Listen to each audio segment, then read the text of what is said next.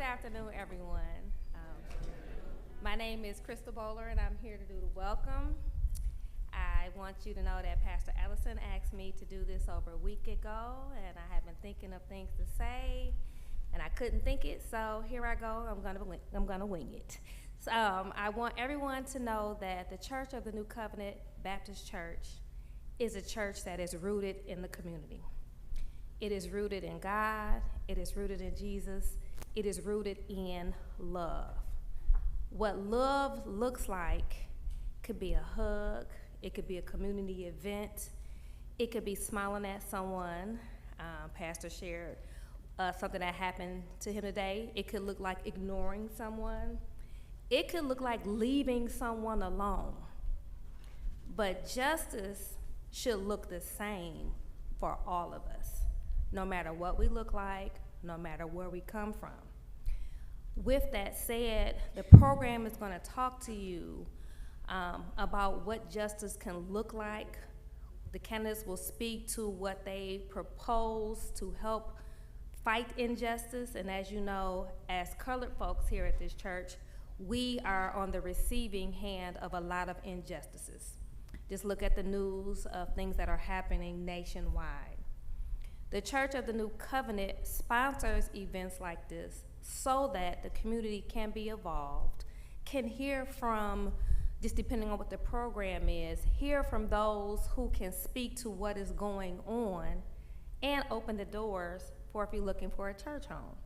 So if you are looking to be rooted in God, rooted in love, and be abreast of things that are happening so that you can take your love and spread it in the community, come to our church, come visit. We are under the pastoralship of Pastor Brian Ellison and Pastor Victoria Jackson. It is a wonderful place to be. From one of these events 2 years ago, a friend came, and we came to visit, and I stayed. And I am glad that I have. It has been one of the best decisions I have made in my spiritual journey. And I don't want to get emotional, but this is an awesome congregation and a place to be. So again, please listen with your eyes, with your heart. But again, the doors of the church are always open here for a visit. And a key bonus, even as a Baptist church, we do not keep you all day on Sunday.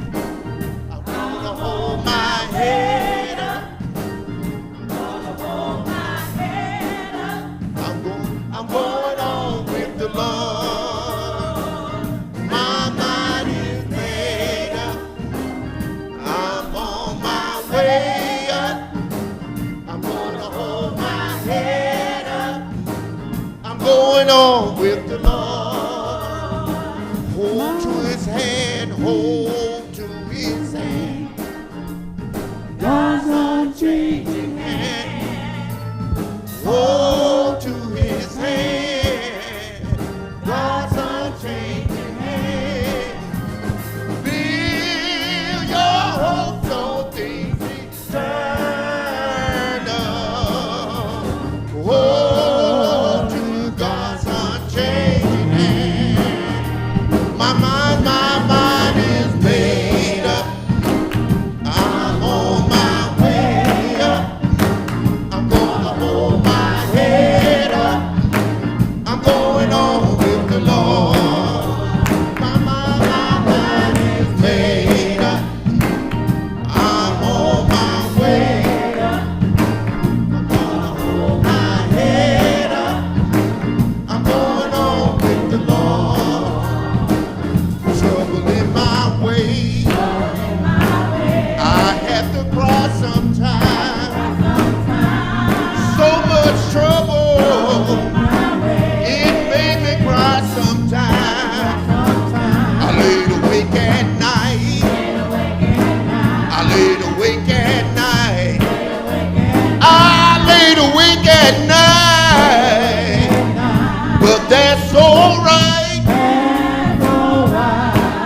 know Jesus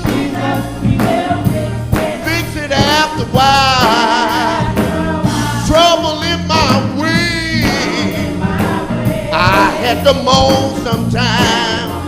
Oh, so much trouble, it made me moan sometime. I laid awake at night, I laid awake at night, I laid awake at night, I laid awake at night, I laid awake at night. But that's alright, 'cause I know Jesus will fix it. I know Jesus, I know Jesus, I know Jesus. He fixed it for my mother, fixed it for my father. Oh, Jesus, he'll fix it, fix it, fix it. He'll fix it, fix it, fix it. Late in the midnight hour, he will fix it. I know Jesus. After a while,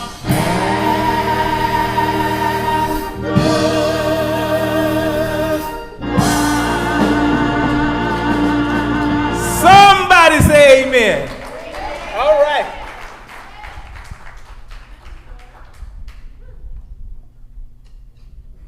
This time we are going to invite a representative from Moses to come to the pulpit and talk on the issue of love and justice. DeJuan Bland, come on up.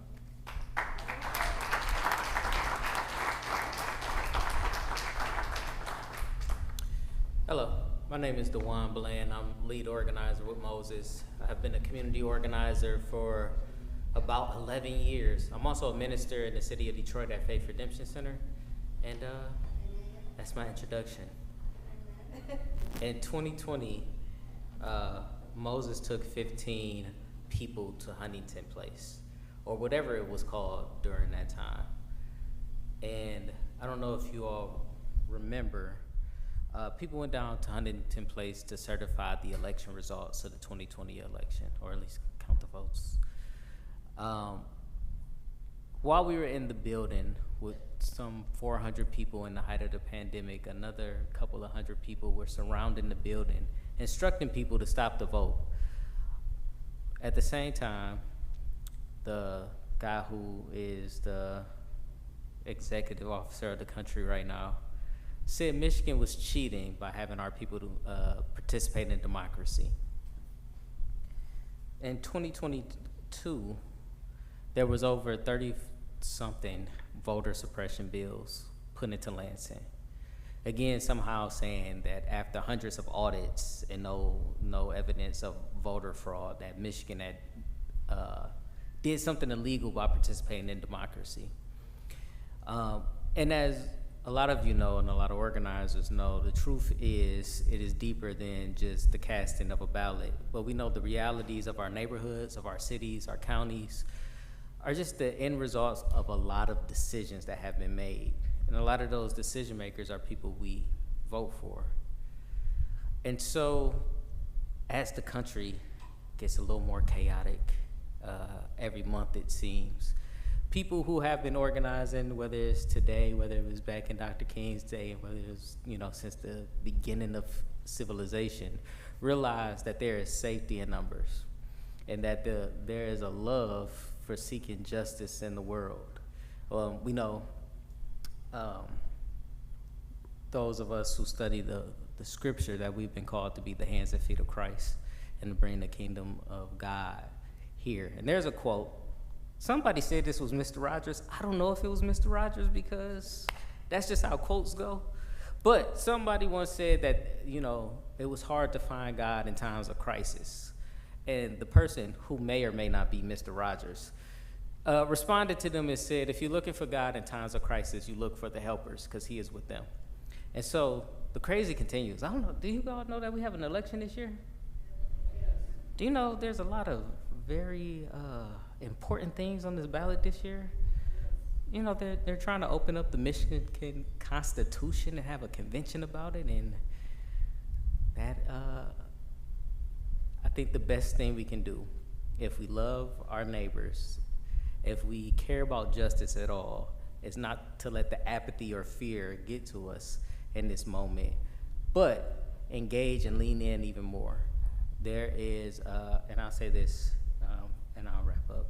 So Desmond Kill, who's one of the organizers for Moses, we're doing a lot of election and voter education work. We believe that people need to hear from the people they're trusting, so we want to train as many people in the pews in our neighborhoods to be as educated about this election and educate the people that they know. But there is, this is my final thing, and I'll shut up. You're doing good. There's this tribe in Africa that was, fighting a war, and the enemy had found a way to set some of their property on fire. And this young man who survived and ended up moving to America, the thing that he remembers most about that time isn't the war, isn't even the fire. It was the people of the tribe who ran towards the fire and not for safety. And so we are looking to organize a lot of people who's gonna run towards the crisis out of love for our neighbors and seeking justice. So that's my time. Don't forget to talk to Desmond so you can stay in contact with Moses. He'll be right there, or he'll be in the back if you want to sign up for our voter engagement work. And yeah, we cannot shy away from the crisis. Thank you.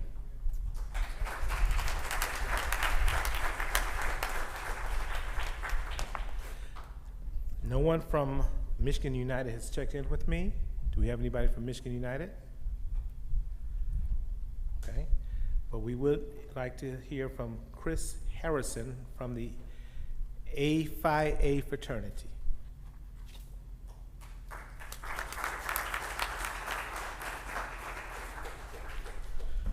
Good evening.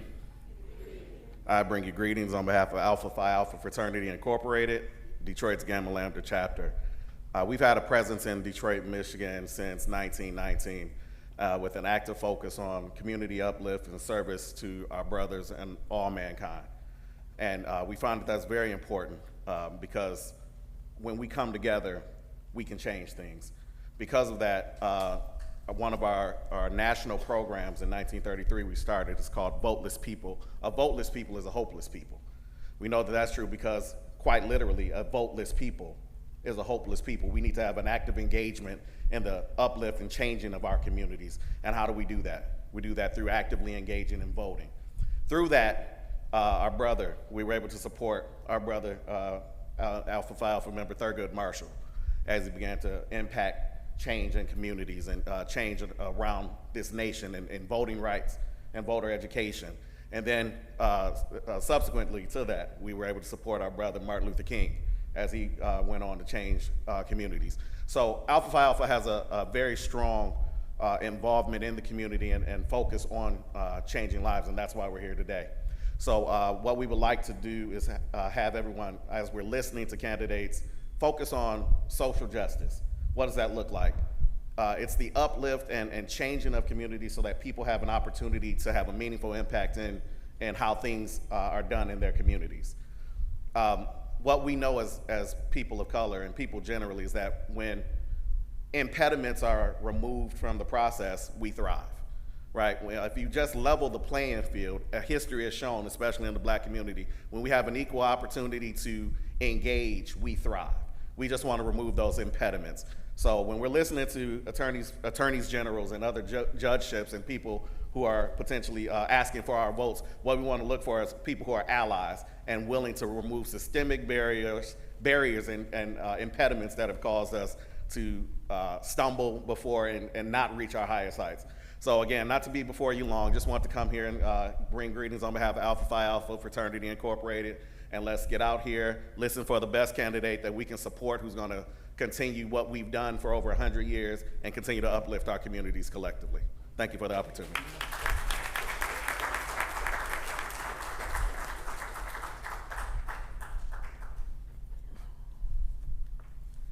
Do you guys like the program? I didn't do it. At this time, this young lady is one of the best attorneys that I know. And she's tough, she's good, and she's running for a district court. And I got some of her literature at my house, and I said she'd be outstanding to come give a reflection on the theme of love and justice. Put your hands together for soon-to-be Judge Monica Sanford.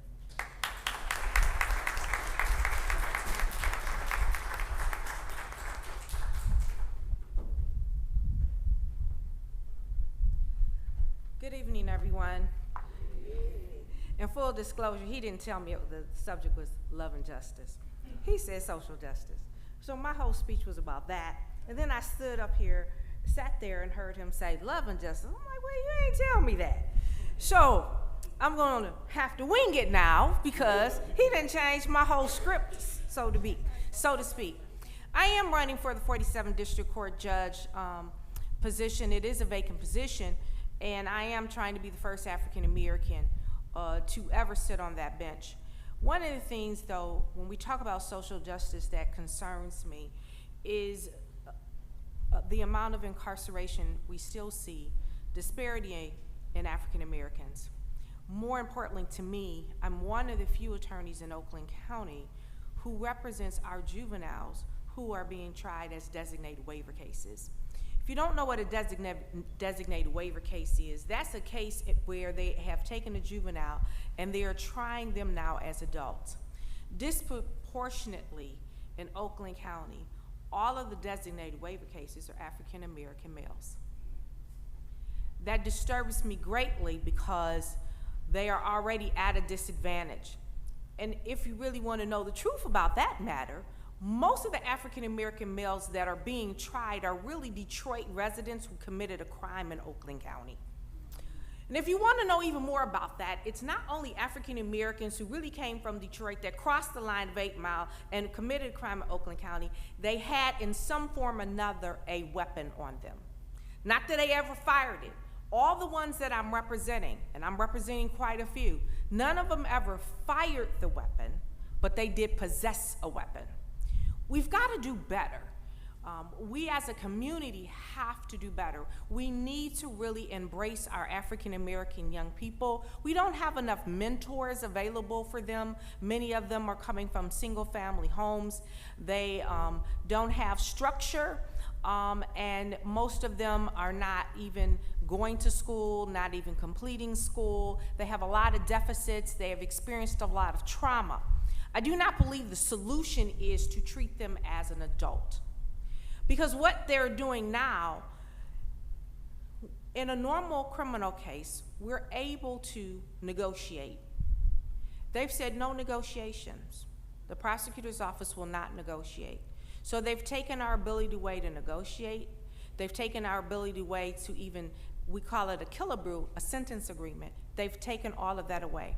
Our kids now have to plead blindly, not knowing what the outcome is going to be. That's way too drastic. Because why? Because we have a whole system where our governor has said that we've increased the age of how long somebody can have a home youthful training status where they wouldn't have a felony on the record. These designated waiver children don't get that benefit. So this means this is going to be on their record. Not only does it mean it's going to be on their record, it also means that they have to plead, they have to come to a sentencing not knowing what it's going to be, and if they give them a juvenile sentence, they have the whole time holding over their head. If they make one mistake, they now can be sent to the Michigan Department of Corrections as an adult. We really need to get more active in that process and help our youth and stand up for our youth because they need more guidance, they need more programs. There are a lot of services that we can provide them. That doesn't mean that they need to be going to the Michigan Department of Corrections. My last and final thing I want to talk about is voting. Since I've been running, it is interesting to me how many of us say, I don't vote in primaries. I only vote in general elections.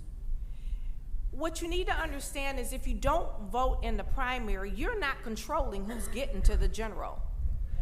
The most important part is the primary, because the top two people are headed to the general. And so when you say, well, I don't do a primary, you're saying you don't care who's making it to the general. And it's interesting, I've had people walk up, and this is not just African American, it's not just uneducated, it's across the board.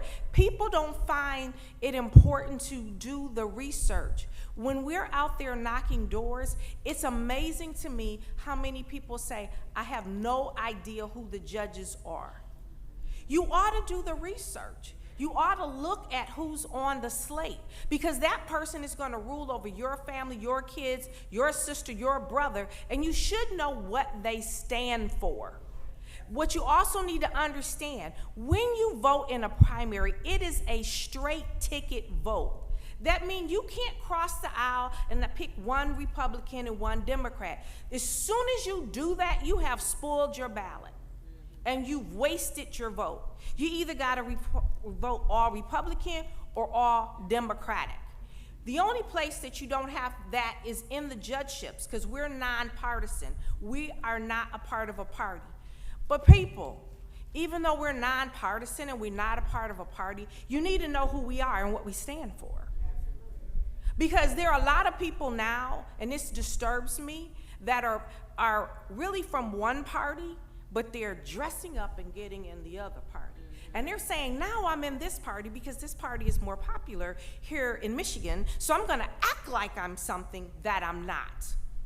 But you can do the research and realize that, and you can make good decisions. Please vote in the primary.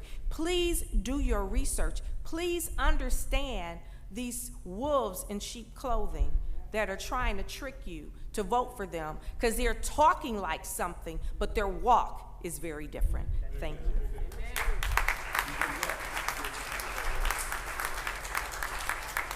See, what Attorney Sanford didn't say is that if you start with justice, you got to get to love.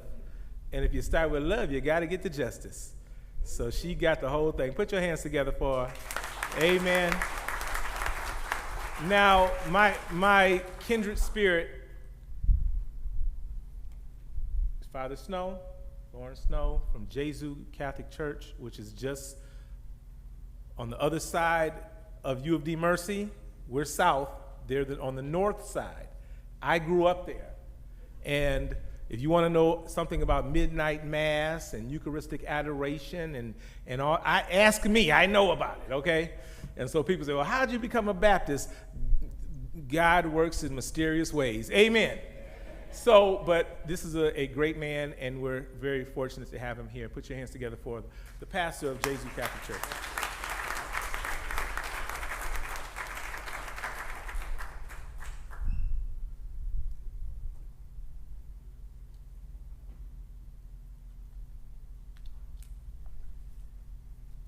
Just a little bit about Jesu Church.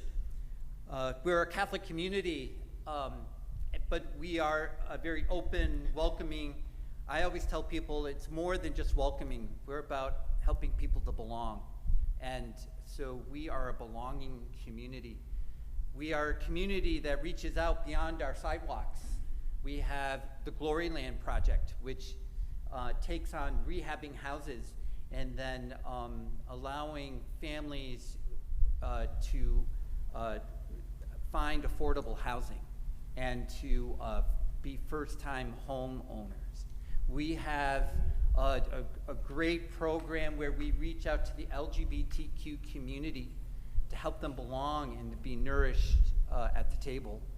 We are a community that also has affordable senior housing. We just started the digging and the building of this new affordable senior housing on our property at Jesu. We are also the only Vatican designated parish in the state of Michigan that is a Laudato Si parish. We take environmental justice and the care of the earth and justice for the earth very seriously. It is a part of our DNA at Jesu. And we continue that environmental justice and to speak of it and to preach it beyond our sidewalks. Because the earth, as you've seen this week, needs our help, needs our care. But here today, we are gospel. We are gospel. We are the good news.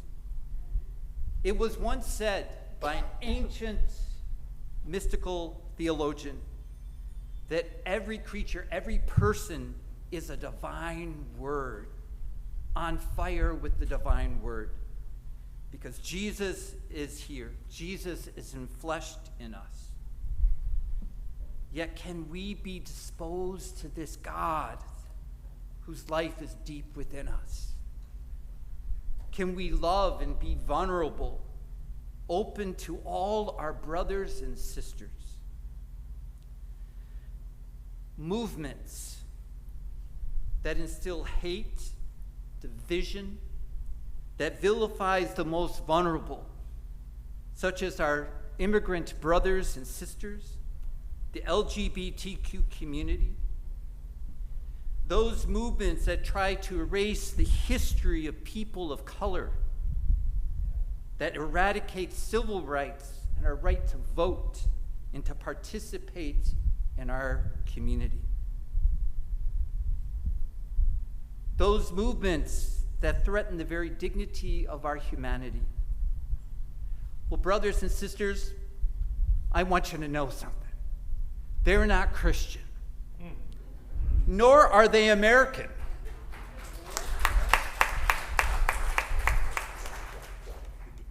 I'm going to call it out, MAGA, Christian nationalism. Even our current Trump administration, many of them in that administration are not of the gospel, nor are they attaining any kind of greatness. The gospel, the life of justice and love calls us, and this is a hard thing, it calls us to be vulnerable. Each and every one of us need to be vulnerable. And vulnerability is not simply being wounded, and we know we are wounded. But vulnerability is being open enough to recognize the beauty and the dignity of every brother and sister. And recognizing the Word of God instilled in each and every one of us. And when we have that vulnerability, when we can recognize the Word deep in the fire, deep in the hearts of all our brothers and sisters, then like Martin Luther King Jr., like Dorothy Day, and those countless numbers of civil rights leaders, we'll be willing to risk to act. And the only way we as Christians can act is out of love. It is out of mercy and it's out of justice. Mercy for those we in vulnerability are in solidarity with. This is love. It means being vulnerable enough to risk it, to love others. This is Jesus, and this is what Jesus means by mercy. I'm a great believer that justice means absolutely nothing without mercy. Without mercy. Mercy, a great Jesuit theologian, I'm a Jesuit, so I can say that. A great Jesuit theologian once said that mercy can be best defined as entering into the chaos of the other. I think we all know how to do that. Entering into the chaos of the other. Mercy seeks always justice for those seeking their own justice. It's walking the walk. I've been reading lately, just because of all these division and hatred that we've been hearing from our administration and from our current environment and division, I went back and read a letter by Martin Luther King Jr. coming from a Birmingham jail. And it set me on fire. It should set us all on fire. Because the truth of that letter is we can't wait. Again, we got to start voting. We got to start speaking out. We have to start marching. We have to enter into the chaos of one another. Mercy seeks justice, and justice for those seeking their own justice. Mercy demands advocacy, and it advances justice, and it seeks to break open the love of God's kingdom for all our brothers and sisters. Amen. Amen.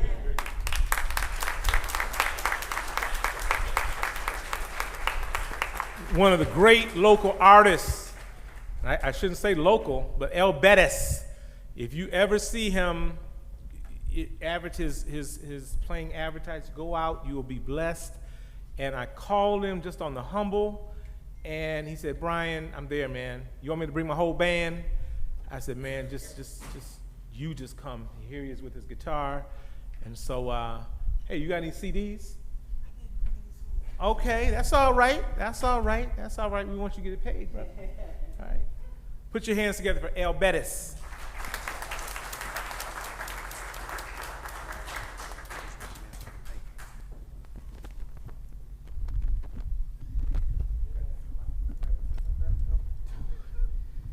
I'm going to assume what I'm about to ask is a yes then, since I was going to ask. Oh, there he is. Can I say a few words? You can preach, pray, play, moonwalk, whatever you want to do. Okay, all right. No moonwalk. I'm short, so while he's getting this set up for me, my name is Al Bettis. I'm a singer-songwriter from Detroit, Michigan.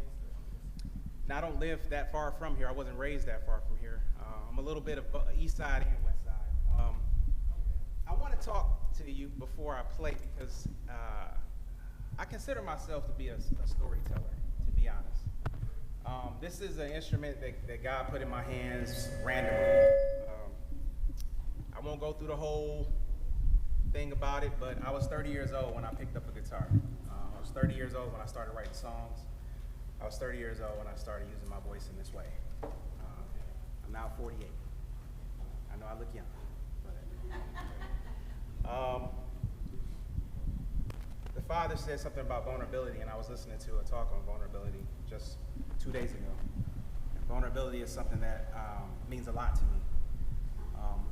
So if I find it that it's easier for me, because when you see somebody say, hey, you're about to get a selection from this artist, you're expecting your face to be melted off, when Aretha said R-E-S-P-C-T, right? You want to hear that. You want to hear that power. Detroit, Michigan, and we're so used to powerhouses, right? And gospel and R&B and all those different things. But I'm here on a mission, and my mission is love. So when Reverend said, come, I said, I'm coming, just because he said come. But then when he said, you can sing a love song, I said, that sounds like God, because that's right in my purpose, right? I watched my I was fortunate enough to have misfortune. And what I mean by that is I was raised in a time when my father went to prison. My father went to prison when I was 1 year old, and he stayed there until I was 17. My mother became a heroin addict on the east side, and she eventually succumbed to HIV and drug overdose, 1997, October 27, 1997. And I never really understood why God said, hey, I want you to sing and I want you to do these different things. And I went on to sing songs in front of audiences, opened up for some people that I really love. But my passion, I started something called 8-Track Lab. And it's because when I was a kid, I listened to 8 tracks in my grandmother's den. And I started off telling you how about the misfortune, but the great thing that came out of it is I got to spend a lot of time with my grandparents. They raised me. And the age difference was massive. When I got with my grandparents, it wasn't like grandparents now where we're 40, 50. My grandparents were in their 80s. And they were from a generation that if you haven't experienced it, it's almost unbelievable. The amount of love that they had as a community. I got to see black businesses in Mount Elliott and Charlevoix area. I got to see black barbers, black store owners, black everything. And I watched the landscape change from these things to empty lots. And I watched our families break down from Sunday dinners to being all by ourselves in our own little sections. I myself was married 10 years before I was divorced. I never wanted to see another broken home because I lived in a broken home. And so I believe God gave me a mission, and that mission is to sing love songs and to speak to the youth in a way that teaches them to be authentically themselves, to embrace who they are, and to grow up and make amazing decisions. And one of the most amazing decisions you can make is the person that you spend the rest of your life with. And I believe that that builds a really strong community. And so that's part of my contribution tonight. Okay, now I thought to myself, I said I could sing a song. I had a song I wrote called So Good.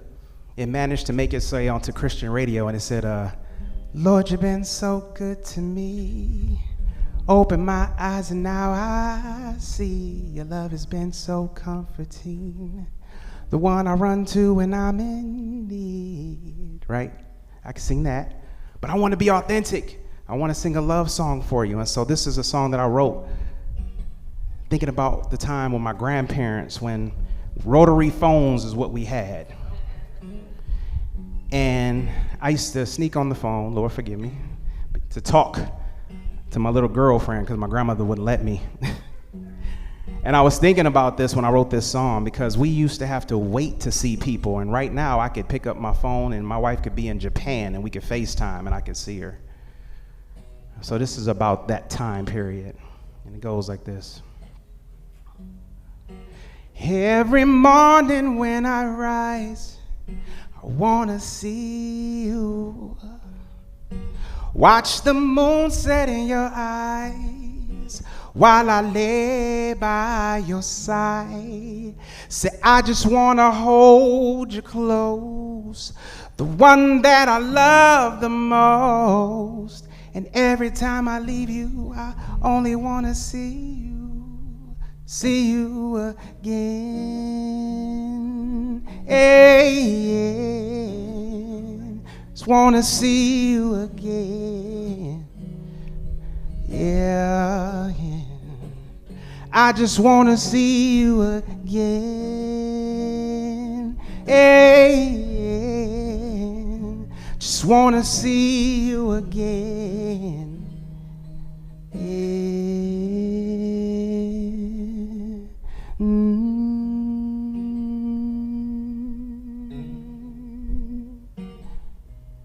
Oh yeah.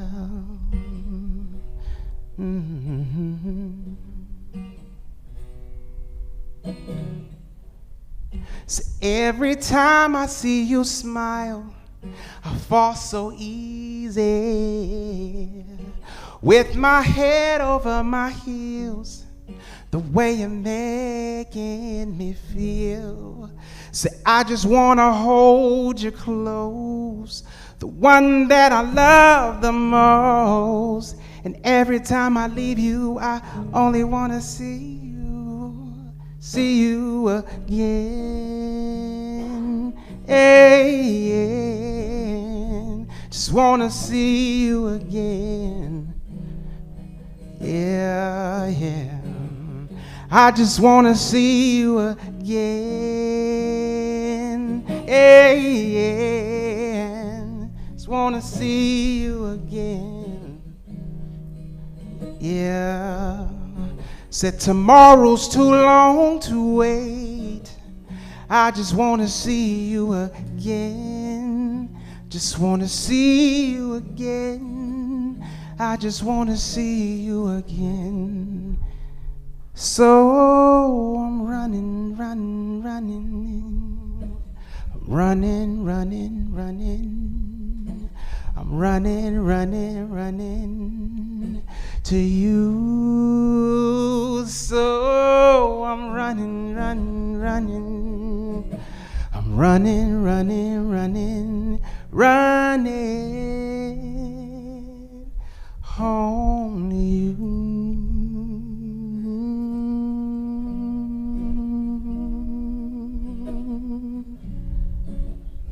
Just wanna see you again. So my grandmother, she would also take me to church, and I remember, you know, pastor, attorney, reverend attorney, you said, how did you become a Baptist? And I remember those Baptist days, man. We would go in, and I would love when they would sing. They would say, take me to the water. Take me to the water. Take me to the water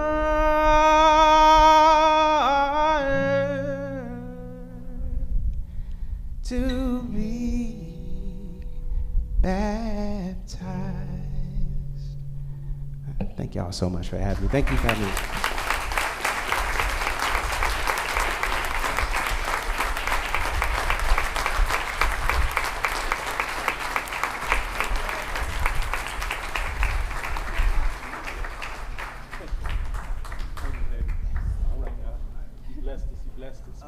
I was asked how you can find me. It's Al Bettis Music on everything, Instagram, Facebook, YouTube, all those things. And again, like I said, I am in the process of applying for a grant to fund 8-Track Lab. So hopefully you see that this fall in Detroit middle schools and high schools.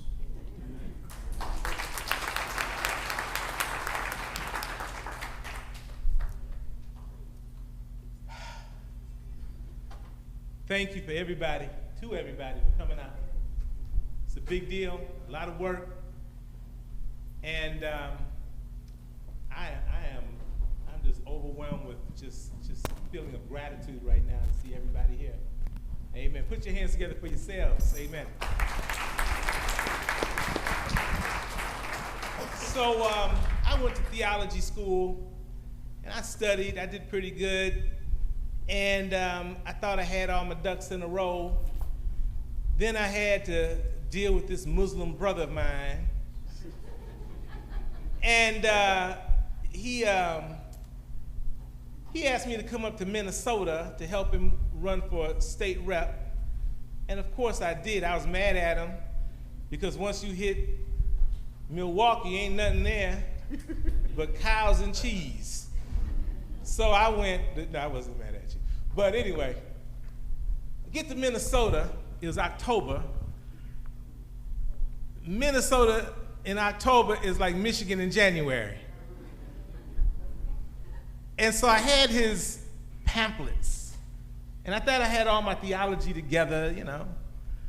And he had on some of his pamphlets this saying, everybody counts and everybody matters. I said to all my little pat answers, went to the garbage can and just dropped them in the dumpster, because that's what it's all about. Everybody counts and everybody matters. And I said, and I know it's controversial, God's not a Christian. God's not a Muslim. God's not Jewish, Baha'i, Rastafarian, Zoroastrian, Jain, Sikh, none of that. Those are just vehicles to take you to the rock that is higher than I.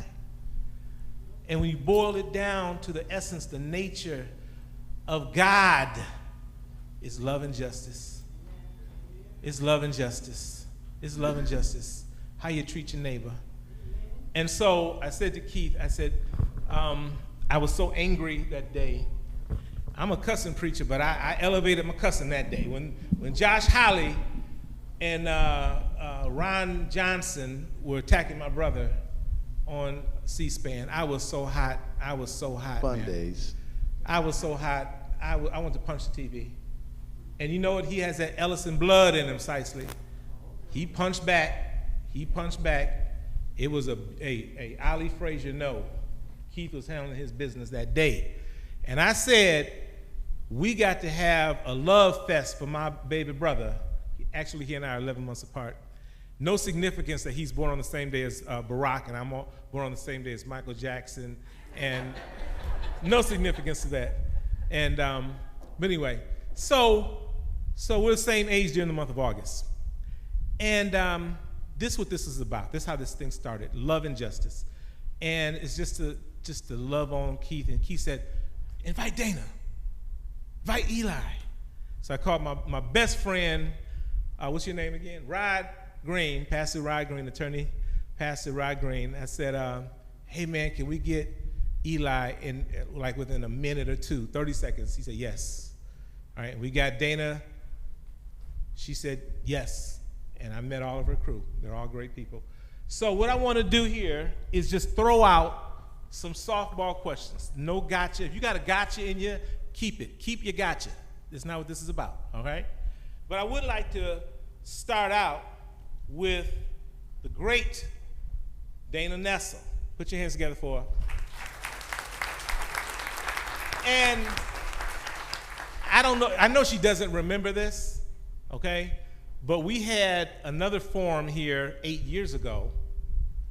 You remember that? Yeah. And that's where you and I met. And now she's here again. Okay, from the beginning, now term limits and whatnot. So I do have a very serious question for you. Number one, what have you learned about being an AG? Well, you know, this has been an interesting 7.5+ years that I've been in office. We've had 2 Trump administrations, something called COVID-19 that I was not expecting. We've had an effort to overturn a presidential election and a whole lot more. But I think what I've learned more than anything going around this great big state of ours with our 10 million plus people is, you know, I know that we have been taken to a place where because of algorithms and social media, we've learned to hate each other. Oh. But the fact of the matter is when you talk to people in person and get away from, you know, X or Instagram or TikTok or what have you, no matter what we look like, no matter how we pray, no matter who we love, we're all pretty much the same. And that people really just want the same things, and we have so much more in common than we have that's different. And if we would only learn to talk to each other face to face, we would know that. What have you learned about yourself? You know, I've learned that I love the people of this state, but I'm not a fan of our politics, real candidly, and that we need to make some significant changes if we're going to truly be able to represent the people that we serve. Our system is not set up the way that it ought to be, and I know that we can do much better. Okay, very good, thank you. Now, to my, what is this, left, okay? Is it Ellie or Eli?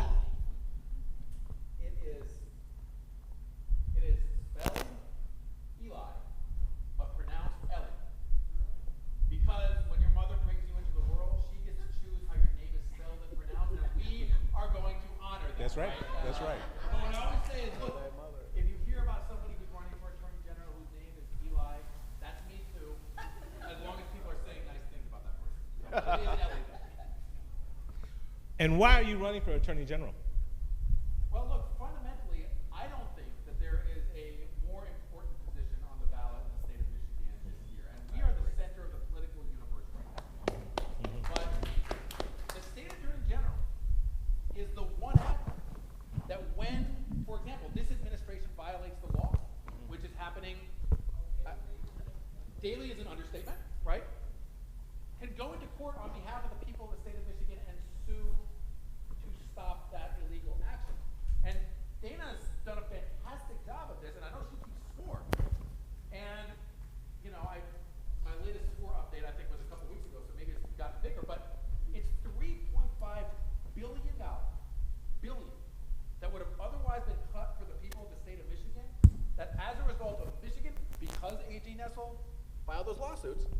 As a result of her, oh, that's much better. As a result of her participation in those lawsuits, we are keeping that money, which is our money, our taxpayer dollars. This is for things like emergency disaster relief, right? It's for things like victim services. Don't tell me you're tough on crime if you're not willing to go into court and challenge the Trump administration when it tries to cut services for our victims. It's for things like schools and cancer research. So that's just the financial aspect of it. A.G. Ellison, of course, has filed a courageous lawsuit challenging the way in which ICE was operating. So it's our civil rights that are at risk. And the other thing is, with the abdication at the federal level on things like civil rights and voting rights and environmental protection, like we've been breathing smoke the last 3 days here, right? And worker and consumer protection, we need a state attorney general who's going to be a backstop and enforce our state level civil rights and environmental and worker and consumer protection laws and protect, perhaps most crucially, our right to vote. So there's so much to do, but that is why I'm running, is to stand up for the people of the state of Michigan, no matter who it is that's screwing them over. I want to ask you a question, you in particular, but for everybody, just jump in, get in where you fit in. What distinguishes Ellie Savitt from Todd Blanche?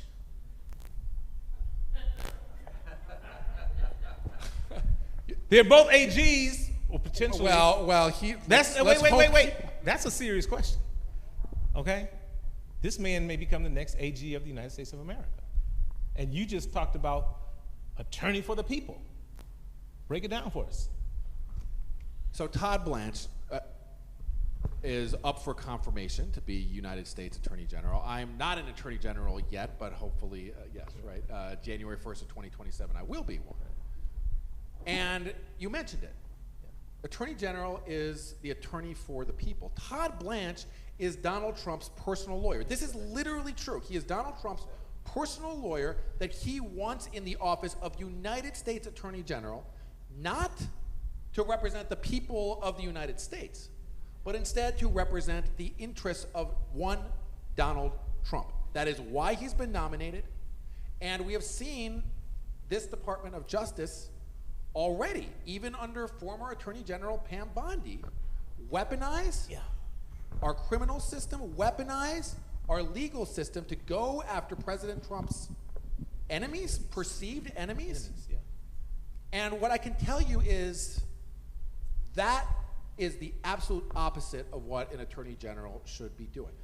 Look, I mentioned the incredible work that both Dana and Keith have been doing fighting back against the Trump administration. And it's true, we're all Democrats up here. And Donald Trump is a Republican. He's a MAGA Republican, right?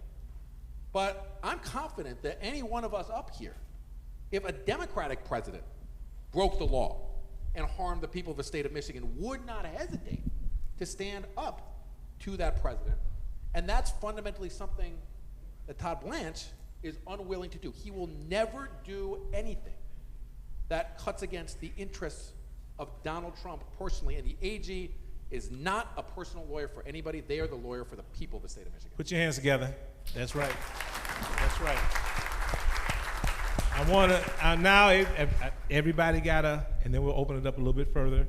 Right. But you go ahead. I just want to say that it is important for you all to know that the state attorney general and the U.S. DOJ are different in the ways that Ellie said, but I'll add on a few more. One is that, we don't work for them. In fact, we only work for you. 43 states actually elect their attorney general, which means, and that includes Michigan and Minnesota. So we are your direct elected persons, whereas Todd Blanche is selected by the president. He's supposed to be independent. He's not, just like Ellie said. The other thing is that we're dual sovereigns. What does that mean? Under the 10th Amendment, it means that our states are not subordinate, lesser units than the federal government. Before there was ever a United States, there were states, and they came to be into the United States. Y'all following me with this? Because of an agreement. Now, some of you are going to say, yeah, we know 3/5 clause, right? Yeah, you're right about that one, but there's some other ones. And that is that the federal government would be of enumerated and limited powers. And everything else is up to the state, including marriage laws, voting laws, time, place, and manner, any criminal justice stuff.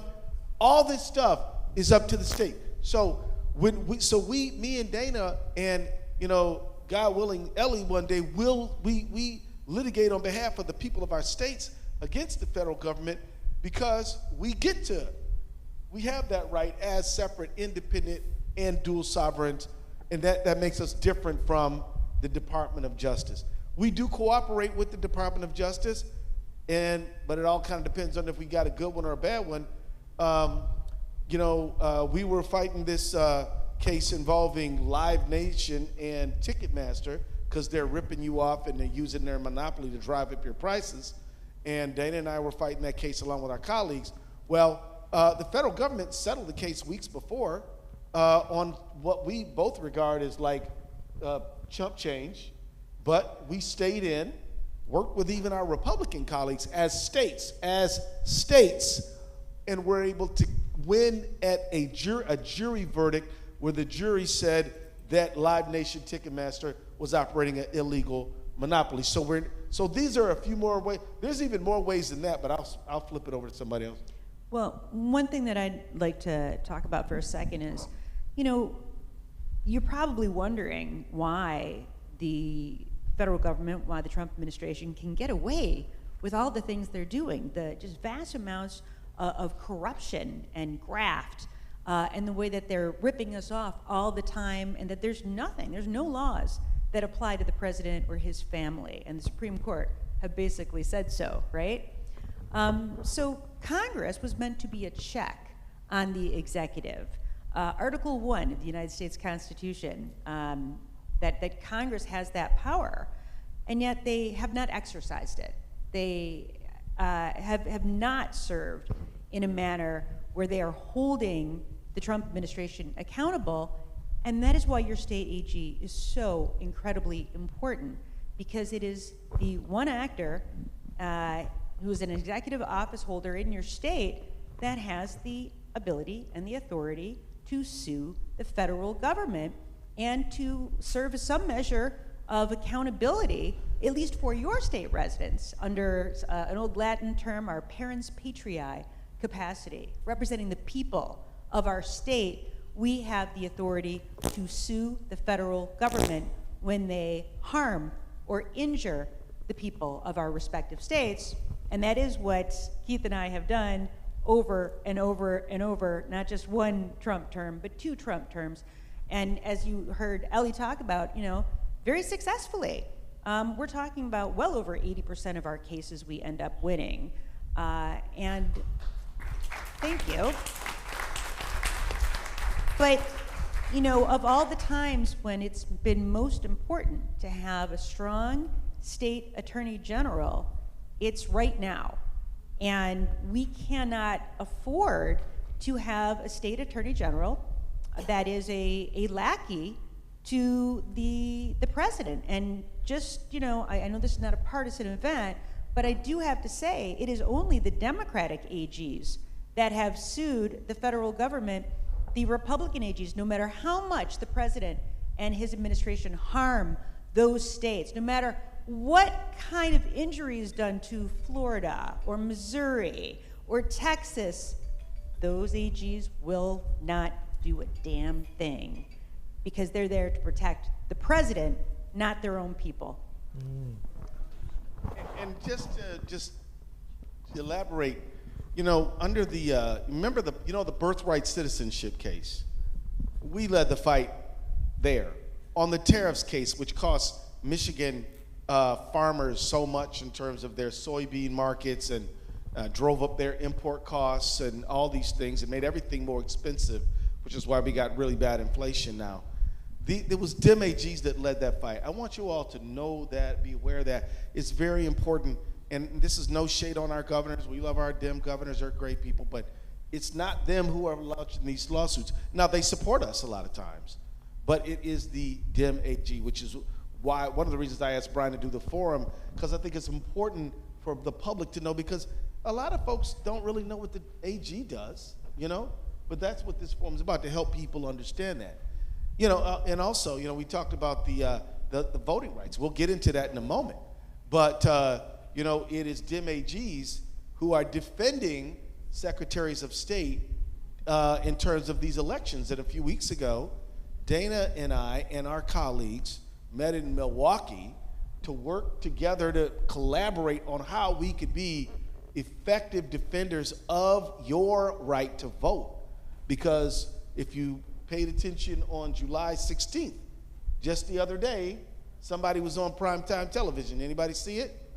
Right? And he's talking about how bad he was treated in 2024, which is really not about, well, in 2020, yeah, and which is really not about 2020. It's not about those old. Excuse me. Is this the same guy who asked for 1,100 votes in Georgia? That be the guy. Same guy. That's the same guy. That's the guy. It's really not about that election in 2020. It's really about 2026 and 2028, trying to build a case, trying to season the ground to perhaps use federal and law enforcement to undermine the election. So, I mean, that's another important difference between us and Todd Blanche. Thanks for that provocative question. Okay, so what we're going to do, we're going to ask maybe one or two more questions here, and then we're going to open up to the floor to you guys, and we'll call it a day. Okay? So just free for all if you want. What is the worst case scenario, the best case scenario, the probable scenario on election day 2026? Now we're going to have some ICE incidents. What's going to happen most likely? Worst case, best case, probable. Well, this is what Keith and I and so many of our colleagues have been preparing for. We hope for the best, but we prepare for the worst. And, you know, like it or not, the president has really telegraphed to us over and over and over again what he plans to do. And so we're going to be ready for it. Now, I think a lot of it is just, you know, he's putting things out there so that people get scared, right? Misinformation, disinformation, talking about ICE at the polls or federal agents at the polls, talking about prosecuting election officials, talking about, you know, his executive orders, which are basically worth the same as whatever toilet paper you use, because they're not legal. They're not constitutional, and the courts have said so time and time again. But he wants to federalize our elections that are supposed to be run by our local clerks, our over 1,600 local clerks here in Michigan. It's a decentralized system that's supposed to be close to you at home, so you can call up your local clerk and say, hey, where's the closest drop box to me? Or has my ballot made it in yet? Or is there really a water main break at my precinct? You know, where do I go and vote if that happens? It's not supposed to be run by the federal government. But these are all scare tactics, intimidation tactics, because they want you to be afraid to exercise your most fundamental right, and that's your right to vote. Amen. And so my message to all of you here today is, don't let this scare tactic be effective.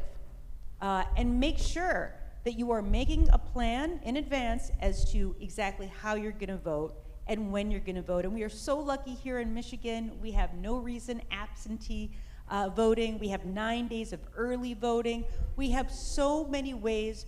Well, yeah, in Detroit, actually, it's, 30 days for the general election, I believe. So, yeah, I mean, you know, you have so many different ways to vote. Don't let anyone scare you out of your right to vote. And just know, between the Department of Attorney General, the Department of State, Secretary of State's office, the governor's office, the Michigan State Police, and all of our local levels of law enforcement, we are making plans to protect voters and to make sure that you can vote and that your vote counts. And after all our votes have been counted, that election is certified. Amen. Very good. I will echo a lot of what Dana said, because I think the worst case scenario is that we allow ourselves to become scared away from the voting booth, right? we fall sway to what Donald Trump is intentionally trying to do with his conspiratorial ramblings, and we say, I don't think it's safe for me to vote. I'm not confident that my mail-in vote is going to be cast. As Dana said, in Michigan, we have decentralized election. We have an AG and a Secretary of State and a governor and local clerks across this state who are committed to ensuring that our elections are free, fair, and final, no matter what the President of the United States says, because he does not run election. Right. So the worst case scenario is that we allow ourselves to be disenfranchised, and we elect people in 2026 who are not going to stand up for the right to vote come 2028 when we have the presidential election. Don't let that happen.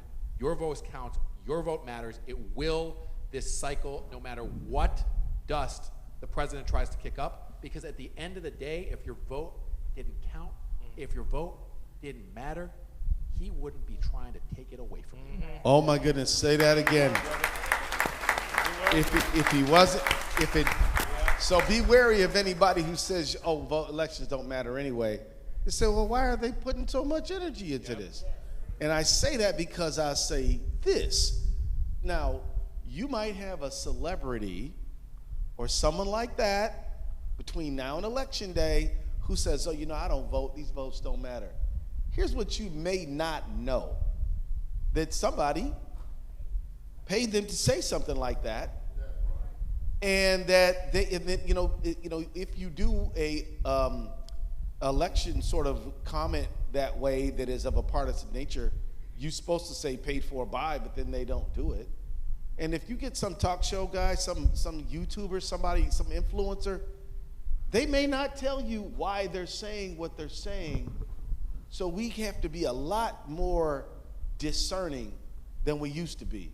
Because you might say, oh, I love, Jazzy Jackson, who does the greatest music that I like. And I really admire them. Well, they might be good at music, but they may not know nothing about democracy. So please, all of us, talk to our loved ones, relatives, about these celebrities. Because I'm not a anti-celebrity. I like celebrities like anyone. But what I'm saying is, when they start giving you advice about the election, you evaluate it for yourself. Yep. And some of them, a lot of the people on the right wing know very well that you're never gonna vote for somebody who's attacking civil rights, saying a lot of racist, crazy stuff, would make an alley cat embarrassed about their, personal behavior. You're not voting for that person. So, but they don't need you to vote for their person. They need you to just sit it out. So just be wary of that. And so the other thing I want to add too is that Trump said in his July 16th speech something about declassified that in Muskegon, Michigan, that they uncovered some problem, and he used that as evidence, which I'm thinking that he's going to use somehow to justify some improper illegal action. And he mentioned Muskegon, Michigan. Yeah, who's aware of what I'm talking about? So let me just say that first of all, it was the Muskegon clerk that found some registrations, not votes, registrations that could be questioned, and they're the ones who dug them out, got them corrected, and moved on. So really, it's not evidence of the voting system failing, it's evidence of the voting system working, because, somebody did something maybe they should or should not have done. It was found out by the responsible people and dealt with. So it's not evidence of any wrongdoing or any problem with Michigan voting. But he mentioned also that there were 18 states where there were questionable voting and that the Chinese were doing this and that in these 18 states. I guarantee you Michigan and Minnesota are on that list. So I offer that to you because, not to scare you, but to ask you to call on the courage, call on your ancestors, call on whatever you need to call on to do the right thing, to make the right move, to defend and protect our democracy. I want to pick on my brother. You were there. You successfully prosecuted the murder of George Floyd. Right. Nope. Yes. Right. Yes. Yep. And you've been an advocate for Muslim rights. Civil rights, all that. Wait a minute. Muslim rights.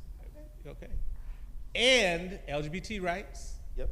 And I want y'all to know Covenant is an LGBT-friendly church, which makes some Christians nervous, but Jesus would be as well. All right? But here's my question for you. You were there. What can you tell us about the pretty good murders that we're not getting filtered to us through this weak media? They're so freaking weak, man. It makes me angry. What can you tell us? Well, thank you for asking, Brian. I do want to say that, as you may know, between December 3rd and February 12th, Minnesota was the target of the largest single deployment of immigration agents and Border Patrol agents in the history of the United States. Never happened before.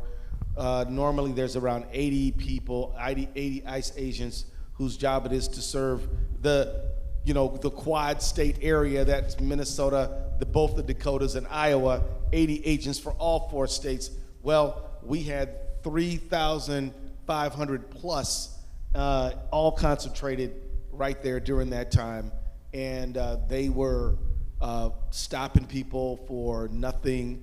They were engaged in the most rampant racial profiling any of us have ever seen. They would just stop people and be like, show me your papers. Like if you were a person who had straight black hair and like light brown skin and they thought you were Hispanic, they for sure were gonna stop you. If you were black and they thought you might possibly be Somali, they were gonna stop you. There are a lot of African Americans who got 10 generations on American soil that they stopped and demanded their papers, and they'll be like, I don't know what you're talking about, I'm from Chicago, But they still stopped them and they held them. Some people were held overnight. There were moms who were held overnight, pregnant women held overnight, and of course, as my brother mentioned, Renee Good, a woman who's a 6-year-old, mother of a 6-year-old, dropped her child off to school and then went to just monitor ICE because they literally saturated the city. When they told her to move her car, and as you can see on the tape, ICE agents were driving back and forth across her car. Anyway, she says to the guy, Jonathan Ross, I'm not mad at you, dude. And then he walks around her car, walks in front of her car, which law enforcement are trained not to do, and then gets there and shoots her several times, once through the front windshield, one through the side, and shoots her in the ear, and through her other ear, kills her, and then calls her, I wouldn't say it in a church, but an effing B. And it's audible on the tape. And that's what he says to her. And then she can't control the car. She crashes into a tire. Now she's married to a woman, and her wife runs up to the car and sees it, and is crying, seeing her life partner just bleed out. And it's just horrific and terrible. And then of course Alex Preddy, a few weeks later, is trying to help a woman who's being thrown on the ground, who's peacefully protesting. He goes to help her. They throw him on the ground, pull his firearm out of his waistband, which he had a legal right to carry, and shot him 10 times. 10 times. Now, then the federal government calls them both terrorists, if you remember. Kristi Noem said they were terrorists. And then the vice president said they had absolute immunity. The truth is they do not have absolute immunity. Todd Blanche said, we're not investigating that case. What do you think? We're going to investigate every case where somebody gets killed by ICE? And I thought, yeah, I do think that. And anyway, but that's what he said. And anyway, Alex, and so we had to file a lawsuit against them just to get the information, because the federal government obstructed our access to the information. We have been actively investigating. We've partnered with the Hennepin County Attorney and the AG's office. We're working together to get that evidence together. And just about within the last 7 or 8 days, you know, when Todd Blanche was up for confirmation, did we start getting evidence back? So we got a chunk back. We didn't get it all back. We'll see what happens, but we're getting very close to where we can make a charging decision. And as you know, so we do have a right. The state of Minnesota does have a right to investigate crime committed by anyone, including a federal agent. What we expect is that the law will allow them to remove the case to federal court.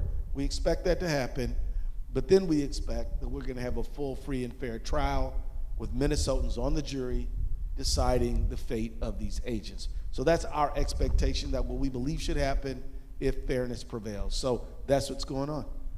I got a problem with this media. The man called Rachel Scott a B. He bullies women with impunity. Yeah. And he attacks these black female journalists. Yeah. It's an open attack. What- Why does somebody say, hey, what is your problem? You show us some respect. Why are we not saying that as journalists, as politicians, somebody in the White House press corps? Why is that not happening? Well, you know, Brian, I Call a think- woman a pig on the plane. Shut up, piggy. I think Where's that, the pushback? Well, let me just say this to everybody. A lot of us, particularly people of color, are well acquainted with the racism of Donald Trump. But I think more of us need to get acquainted with the sexism of Donald Trump. And we need to really study and focus on that more. He is offended by strong women. It is so clear. Now, I will tell you that there is pushback, but it doesn't get shown nearly enough. I agree with that. And I think we really need to call him out on the sexism more. And I'll tell you something that really concerns me is that, yeah, that's worth a hand. Yeah, that's worth a hand. And it really does concern me that if you look at Pete Hegseth, his incompetent, insane, nutty, crazy, super sexist Secretary of Defense, I'm not calling it what he claims it is. Now, Hegseth's mentor is a guy named Doug Wilson. Oh, Lord. Reverend Doug. Okay, y'all need to know the name Reverend Doug Wilson. This man doesn't believe women should get to vote and says the family should get a vote and the women shouldn't vote. And he's like, yeah, that's what I believe. Now, that is the spiritual leader of Pete Hegseth. This is the world they want. Has anybody ever read Margaret Atwood's book, A Handmaid's Tale? I truly recommend you get that book. This guy wants to strip women of their rights completely. And they talk about these births all the time. You know, I mean, this is a very, very dangerous thing. And the insults to women of color is rampant because he's trying to diminish and smallify them, if I can make up a word, so that and take rights away. And that is a very active thing. And they're trying to recruit men to believe somehow our sisters, our women, our colleagues are our problem. And somehow if I'd be happier and better off and feel like more like a man if we could just get these women back in the kitchen and under obedience. And we all, men and women, must actively fight this. So anyway, that's my who's the woman though? Who's the woman that gets under Donald Trump's skin more than any other woman in America, Keith? Michelle Obama? Well, yes, that's true. That's true. But She kind of pisses him off a little. That's true for sure. But I'm talking about a lady who's a current office holder that we both know. Tish James? Tish James, who had the guts to actually take Donald Trump on and to take him to court and to, successfully hold him accountable for many crimes. Well, I think it was a civil case, but to the tune of, hundreds of millions of dollars. Things have happened in the appellate courts, but man, he hates her so much, and he's tried over and over and over again to get her indicted, despite the fact that she's like a Girl Scout. There ain't nothing that you can get on Tish James, but he keeps trying and he keeps failing, and Tish James will never back down to Donald Trump, not ever. And, it's, to me, I'm proud that we get to serve with somebody like that, and I'm proud that I get to serve with somebody like Keith, who has also been investigated by the Department of Justice and had to fight back. And what do those two have in common, by the way? I'm in. You want to comment about the media's bias? Look, I think that it's been said before, but part of what we have to understand is happening here from the Trump administration is it's an intentional flood the zone effect. Yeah. Every single thing that he does that is outrageous, and would have been, if President Obama had done not a tenth of that, like 1/10,000th of that. Remember he wore a tan suit and that was like a scandal? Right? He also saluted, and he was holding a Starbucks cup one time, and they were like, "Oh my God!" He had a Starbucks cup in his hand. The worst day in American history, according to the media, when things like that happen. And now we have the President of the United States that is engaging in this type of commentary, is suing himself and then setting up a fund. First he wanted to give himself $10 billion of our taxpayer money, and then it was a fund for January 6th insurrectionists for $1.8 billion. All of this stuff. Incredible. And it happens so rapidly that it's meant to distract us from the last scandal so we can't keep anything in our mind. And look, we all got day jobs and lives and families and things that deserve and need our attention as well. But the only thing I want to say is don't let the media's fleeting attention to some of this allow us to forget. Don't allow this to become the new normal, and ultimately it just goes back to voting, right? Yeah. Our vote is our voice, and we don't have to remember every single little thing that the president has done to remember that it's been a lot of it, and we have the opportunity, and we still have the opportunity in this country to tell those in power what we think about them. Ellie, let me just add this on regarding the media too. Think about this, guys. Washington Post bought by Jeff Bezos. Twitter bought by Elon Musk. Right now, Larry Ellison, no relation, and his son is trying to buy, or basically has made an offer for CBS, Paramount, Skynet.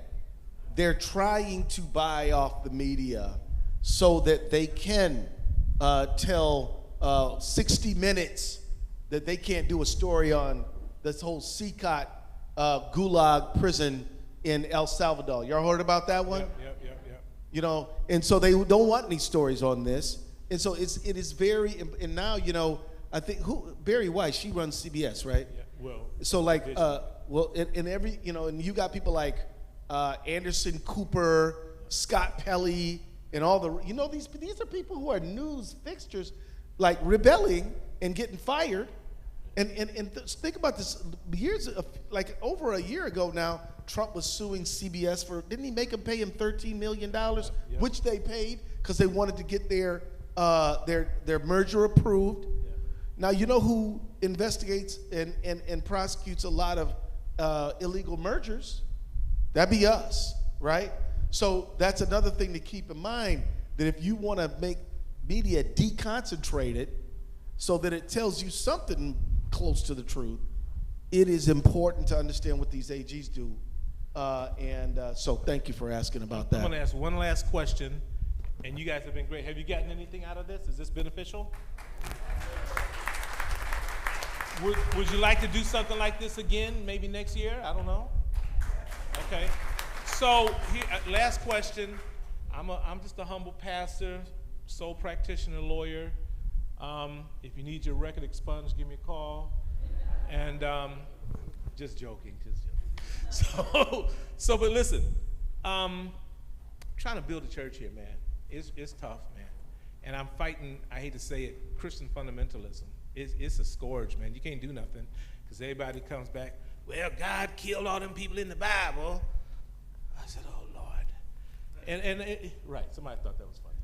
So I said, come to one of my Bible classes. Let's talk about it. Let's talk about the Bible from the historical critical method. Let's talk about liberation theology. Let's talk about a world where everybody counts, everybody matters. That's what I'm trying to build here. It's not easy, and I love my congregation. They know I love them, but we want some progressive-minded folk up in here too now, all right, who just let me love on them as a pastor. But listen, I want you guys to take a minute out, and then we're going to open the floor. Talk to grassroots folk. I mean, get right down to the grassroots. You're in grassroots too, by the way, okay? This Grassroots, is it. baby. This is ground zero, man, all right? This is ground zero. Right, yeah. And how do we fight back against MAGA, ICE, fascism, white Christian nationalism? How do we fight back? Just take about each person a minute, and then we're going to turn it over to everybody else. What if I go first and I'll let you guys get the last word?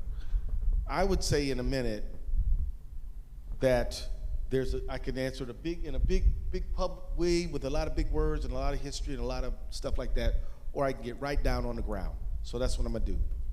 The way to fight this onslaught of the attack on our rights by this president and people who support him is by building relationship between each other. It is that connection, that coalition that'll do it. That is the fundamental. He really does operate when your attitude is, I'm only concerned about me. If that is how you look at the world, he got you. Because you'll be like, well, I'm not an immigrant, so I don't really care what happens to them.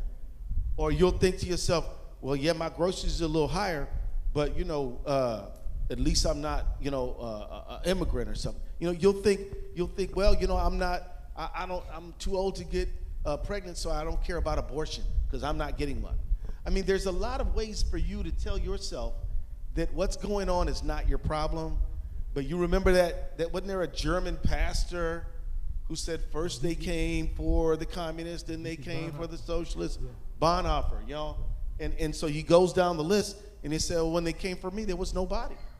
So compassion and connection is our antidote for success. Let me say real quick. So this morning, Keith and I went to Abdul Sayed's function. Yeah, his canvas launch. And these three Muslim ladies walked in. They had the hijab on. They weren't bothering anybody. And when I walked up to the door, they were shouting, USA, USA. And this crazy guy, Jake Lane. So I walked up to him, and I didn't touch him. I just moved my hand. I'm 230 pounds, okay? And I moved my hand. Hey man, I'm on the sidewalk. What's your problem? Why are you talking to them like that? Called me all kind of ends and everything. And I gotta be honest with you, I thought he was crazy. Okay, number one, I said to him, you're a real disappointment to your mama, aren't you? And that's what I said to him. And when I looked up, I'm moving him down the street, okay, the sidewalk, with my arm. And when I looked up, I had about 3 or 4 white cats with me, a couple of black guys with me, some Arabic guys. There were about 8 of us, moving this joker out of the way. And he didn't resist. He backed down like the coward he was. Now, what you just said, that happened this morning. In real life? Yes. But let's keep it moving though. Let me shut up. Come on. Talk to us. You're talking to the grassroots. Excuse me. Can y'all stand to your feet and put your hands together for Dana Nessel? No, that's not for you. We have to honor you. That's not for you. That's not for us. That's not for you. That's Thank for you. us. I appreciate y'all. That's Thank you not very for you. We appreciate what you've done. Talk to the grassroots. Yeah, I mean, your vote is your voice. That's how you speak up, is at the ballot box. And the thing about the city of Detroit that I think has people always so scared, and this is why you hear people like Trump denigrating the city of Detroit all the time, is that if the city of Detroit came out to vote in large numbers, then the city of Detroit would control every single statewide office. Every single one, hands down. But they're counting on people not showing up. They're counting on people to say, well, what difference does my vote make? They're counting on your apathy and ignorance. And that is the only way that hate really wins. Because if everybody were just to come together, and again, I'm not telling you who to vote for, but I am telling you that your vote matters, and it matters a lot. And all of the worst sets of circumstances that we found ourselves in have come about when people stayed home and didn't vote. And that has happened multiple times, unfortunately. We still, right now, you remember Donald Trump said when he was running for re-election, election again in 2024, just vote for me this one last time, and then you'll never have to vote ever again. He said that. And when he said it, he meant it. So what I'm saying to everybody here is, don't let him be right. Don't let him be right. Prove him wrong, and use all of the ways, all the tools that are available to you now. So much different than even just 10 years ago, right? When I remember having to take my little kids and, rush home from work and stand outside sometimes for hours at a time. No one has to do that anymore. Isn't that great? We made that happen through ballot proposals that, we affixed our signatures to those. We went to the ballot box and we voted, and now we have all these different ways in order to vote. Don't give up your right to vote, right? Don't let anybody take your right to vote away. And that is truly how we start to repair things in this country. All right. Well, I get to go last, which means that I'm just going to echo a lot of what really everybody has already said. Yes, it is just so crucial that we vote. But I also want to say this to the grassroots, to the people that are on the ground.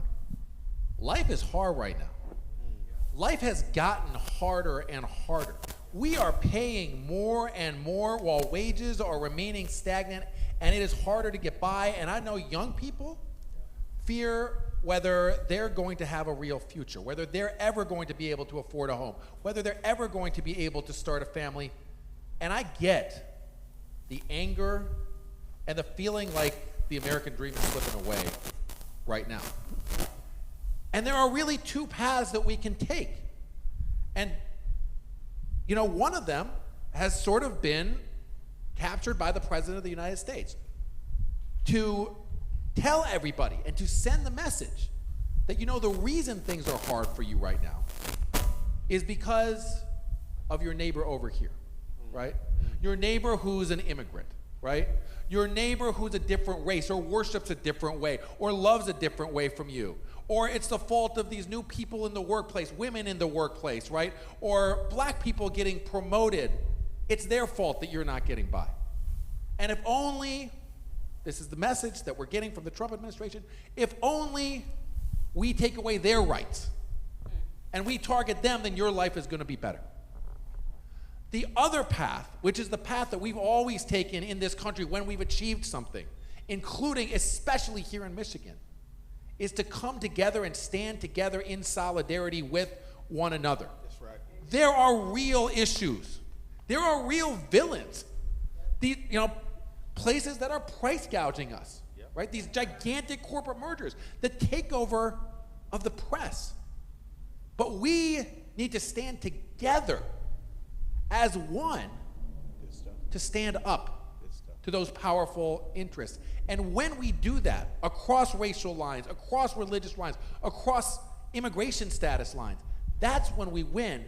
And we've showed them here that here in Michigan. Yeah. We're the birthplace of the union movement. Right. Standing together in working class solidarity. And I always tell people, it's no coincidence that the union movement preceded the Civil Rights Act and the Voting Rights Act, because we were all standing in solidarity together. So that's what we need to do, and express our votes at the ballot box. Good stuff. Now, we're going to do this real quickly. This is a microphone. Yes, you are going to speak to the microphone, ask a question, direct it to whomever, and if you have to preface it, that's fine, but limit your, no monologues, okay? And we want them to get out of here and enjoy this air that we didn't have yesterday, Father. Okay, so get in where you fit in. Let's hear it. Come on. Don't be shy. Ask the question and here we go. Good job, man. Good job. Make sure it's on.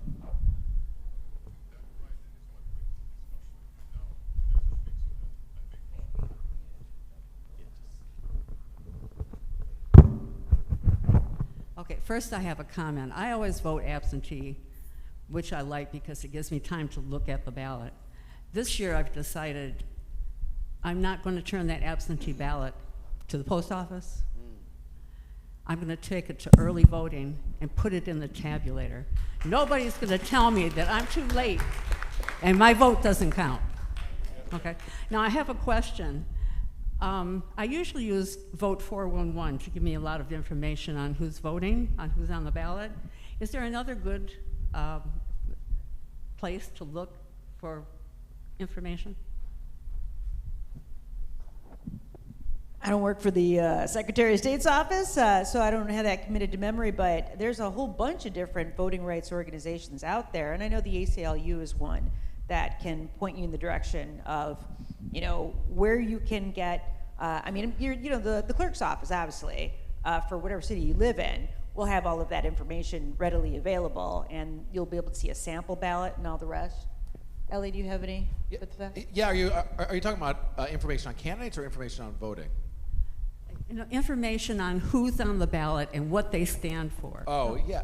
So Vote 411 is great. Yeah. I know the League of Women Voters will often put out a questionnaire that I think most candidates will fill out, and frankly, if you don't fill it out, that says something about you also.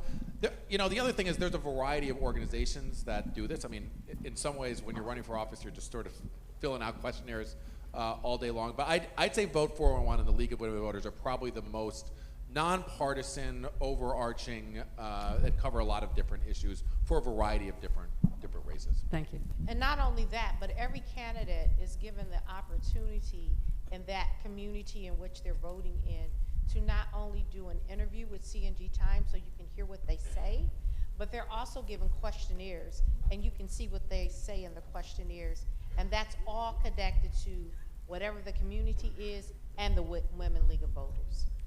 And I got one thing to ask you for. After you do your studying, please share it out with your friends and loved ones, because I bet a lot of people listen to what you have to say.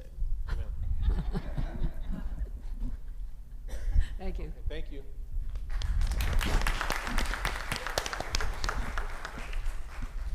How you doing, ladies and gentlemen? Hey, My name is Brother Michael from the Black Panther Nation movement. I have one question. Do you think we need another 1972 Gary, Indiana meeting to separate, to get a different party? And why I say that, we had the John Lewis bill, the For My People Act bill, and the Democrats put us last again. I'm not a Republican, I'm not a Democrat, but I hate both parties. Do you think we need another convention to set up our own party to push? Because right now, Joe Biden really didn't push it. Obama didn't really push it. And a lot of young people, I'm an elder to some young people because I'm 50 years old, And they ask me, why should I vote? Because they don't push it. We make them first, they put us last. It's like an abusive relationship. So do you think we need another 1972 Gary, Indiana convention? I don't know, a lot of people don't remember. I was born in 72, but I read about it. Do you think we need another convention to set up an independent party to push? Because in Europe, when you have a third party, you can push things that you couldn't get through. And thank you for making me speak. I'm going to answer that real quick, all right? You should follow your heart in the conversation. That's it. You want me to, Well, go ahead. come? But if you I'm sorry, I just want to say this. You know, look, the world we live in, it's important to understand that third parties, it's incredibly difficult to be effective in the third party in the United States. And you really do run the risk of marginalizing yourself if you do that. I will say there are some third parties that have been effective and have literally pulled the Democratic Party along. So, like you got on the East Coast, you got this thing called the Working Families Party, and they've been pretty effective at making, it's seeing Democratic, but a lot of them will run in the Democratic lane though when they're running for office, so you get a dual endorsement.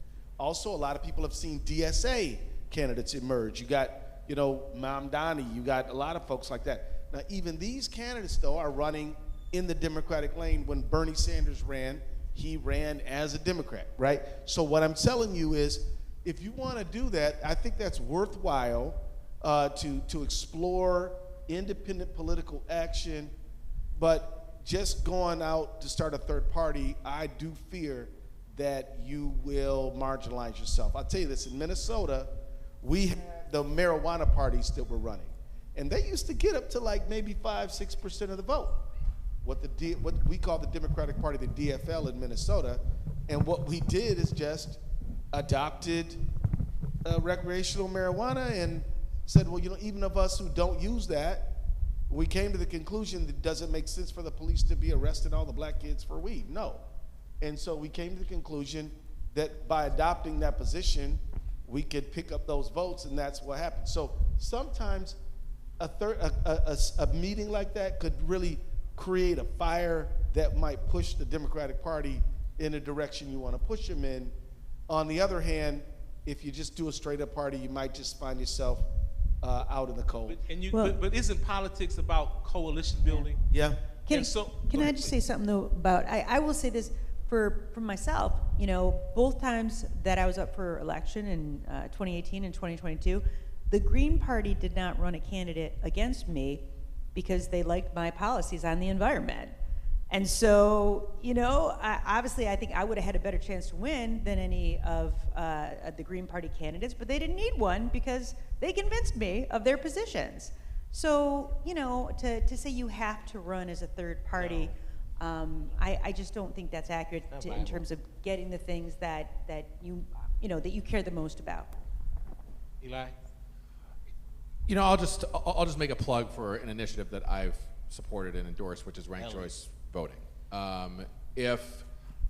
Keith put a fine point on this. Often the question when you're voting third party is, people say, well, I really want to vote my principles. I do not believe the Democratic Party or the Republican Party, who are the two viable candidates, really reflect my true values. And now I'm in a choice between voting for a third party, say it's the Green Party, say it's a new party, right? The Libertarian Party, whoever, and I know my vote is not really going to count, or, you hear it all the time, holding my nose and voting for the Democratic or Republican candidate. And if you're interested in, having other parties, other candidates, really make a difference in nudging our parties our major two parties in the direction that you want, I'd encourage you to look into ranked choice voting, because the way that is set up is you don't have to make that choice. You can vote for a third-party candidate of your choice who may not win and rank them number one. And if they don't get enough votes, then it goes down to number two. And maybe you put the Democrat as number two. So your vote still counts. So that's one thing that I'd encourage if you're interested in looking at alternatives. Is I think a prerequisite to that really is ranked choice voting. And there's a very organized effort. Like I said, for a number of reasons, I've endorsed it here in Michigan, but there's a number of efforts to get that in place in Michigan very soon. Or you pull up your sleeves, invite yourself to the party, let your voice be known, show that you have some political clout on your own, and you reform the party, Democrat or Republican, I don't care. The third party thing is just, I don't see it, man. How that's so? Yeah, at the end of the day, I tell you, I think that the party system, the two-party system, I mean, it really is We got what interesting. we got. Well, but here's the thing. Like, let's say we had proportional representation and you got a bunch of parties. And some countries allow that, right? Well, the real truth is that the United States has the same thing, but you just end up squeezing AOC into the same party as Joe Manchin, is what we fundamentally do. And so I would just say, Brian, I think your point is well taken. Show up at that Democratic Party, say, I don't like the way y'all been doing things. I'm running for party leadership, and I got 40 people with me who agree with me, and you can take over a party. I mean, so often the attendance at some of these party meetings is very low. And so I just think it's a good idea to just, rather than get involved, rather than try to push a giant boulder up a hill, which is starting a third party, maybe you get involved with the party and just drag them in the direction you want through organizing.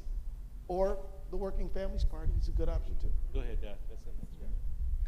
Thank you, panel, for the information that you've provided today. My name is Victoria Camille. I am a police commissioner elected out of District 7 here in Detroit. Yay! And Clap, thank clap, you. clap. And my question is for Ellie.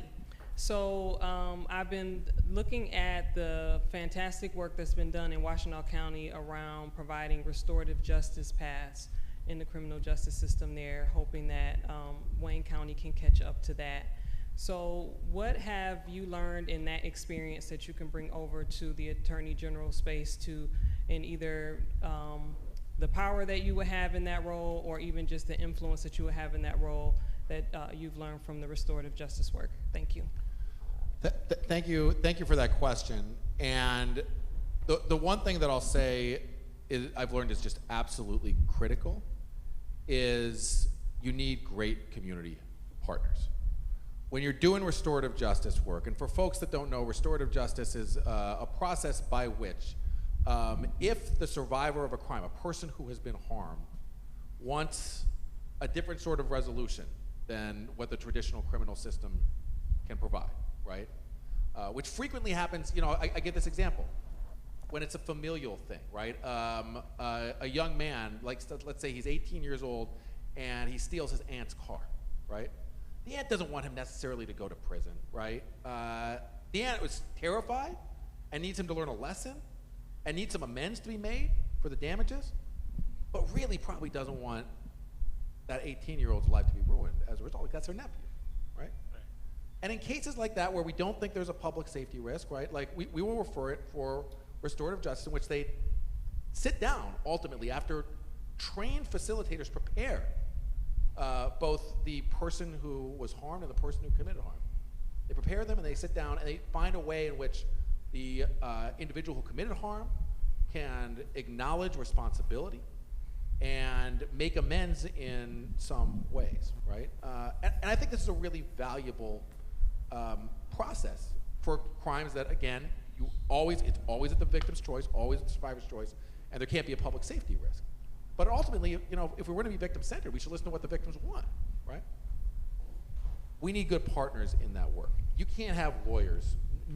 None of us up here, well, I mean, maybe you guys have training that I don't know about, but lawyers are not trained to do this. You need trained facilitators, you need people in the community, you need folks that can actually do that work. We were lucky to have that in Washtenaw County in the Dispute Resolution Center. So, look, this kind of stuff has to happen at a local level because you need community partners on the ground. You can't force it. What I'd advocate for as Attorney General, right, is funding and support for these programs, for these alternatives, if it's something the local community wants. But you can't do it alone. You really can't do anything alone. This needs to be community grounded. Amen. Let's keep it moving. Hello, Andrew Johnson, internal auditor with DPSCD. This particular question is for you, Keith Ellison. Sure. I'm also a Muslim revert for about a decade. Salam alaikum. Wa alaikum salam. And I am just wondering, how have you moved through the political environment with the Wahhabis, the more fundamentalist Muslims, as well, in a similar way that he has too with the Christian fundamentalists? Good question. How have you moved through that and, really kept your principles and your morals and the tenets of Islam, walking that path as a politician? So this is a good question. I'll just repeat it for everybody. So, how have I been able to keep my integrity and my faith intact as a Muslim and a public servant when there are some people who might argue that I should be doing something differently based on their interpretation of Islam? My brother and I talk about this all the time. It's true for Christians, it's true for Jews, it's true for all of us who are people of faith and in public service. What I would say, first of all, is that, look, I'm not running for imam. I'm not trying to be an Islamic leader or scholar. I get invited to do sermons to mosques all the time. I never do it, and I'm gonna tell you why I don't. Because I don't want anybody to confuse me with a religious leader. I am a secular leader who listens to religious leaders for moral, advice, but I don't try to put on the collar, wear the, I try to make sure they do what they do, I do what I do. I like the separation of church and state, or mosque and state, or synagogue and state, so that the religious folk can say, here's what God would want you to do as a believing, good, decent person, and here's, and so now you got the advice, so go sort it out, Mr. Elected official. Now, I'm not trying to impose my religion on anybody. I'm trying to do what is right and just and good for everybody. So that's what I do. And there have been moments, where people in the Muslim world have said, well, voting is haram. And some of you who may not know that term haram, it means forbidden. And I'm like, well, that is your interpretation. I don't agree. I have had people, Muslims, who said to me, you should not support the rights of the LGBTQ community. And I have said to them, first of all, I have to support the people. Amen, brother. And oppose oppression. Somebody say amen to that. And, all religion, I don't care what it is has to be interpreted. Yeah. And don't be such a gullible person that you're going to allow a third party to tell you what the interpretation is. Learn your faith. So just to wrap up. Contextualize your faith. Sorry, Brian. No, go ahead, man. That's my issue, though, man. Yeah, I know, but I would just say that I believe that, Brian and I was talking about this, and Brian pointed out that there are either from hundreds or hundreds of thousands of different Protestant Christian denominations. 40,000 different Depending on Protestant how you want to count, there's a lot. Right. So anybody who's going to try to say this is the true faith and you must only do it my way is probably very, very wrong. You know, understand what I'm saying? And that doesn't even account for other faith traditions. So what I would say is I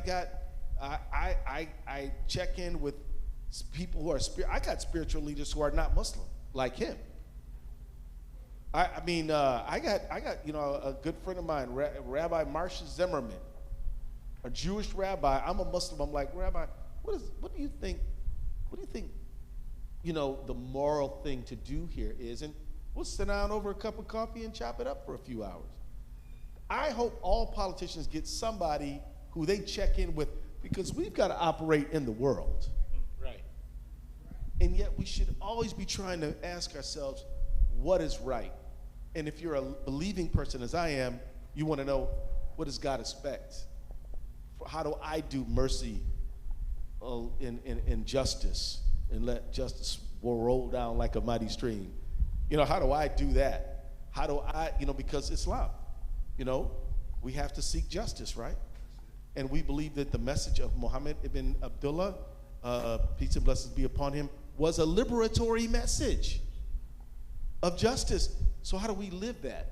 And I think all of us have to ask that question. Yeah. I want an invite to the Ellison Thanksgiving dinner is what I want.